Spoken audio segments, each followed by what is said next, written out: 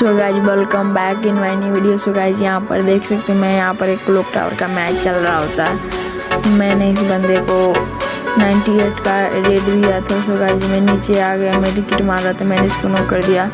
So guys आप देख सकते हैं मैंने इसको नॉक करने के बाद मैं जिस guys new is the first kill हो गया मेरा। सो गाइज मैं यहाँ पर आ गया ड्रॉप लूट में, लेवल ऑफ ड्रॉप मैं यहाँ पर लूट रहा हूँ।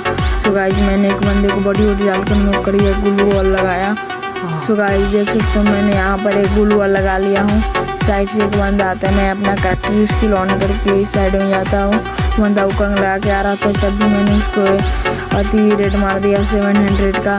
मैंने यहाँ पर इसको रेट मारने के बाद यहाँ पर देख सकते हो इस साइड में मैं आ गया, इसका कवर देने आ गया मैं। सो गाइस यहाँ पर मैंने इसका कवर दिया, उसके बाद इस बंदे को थोड़ा बॉडी दिया। उसके बाद ये बंदा इस साइड में मैंने 98 का रेट दे के 89 का रेट दे के मैंने इस बंदे को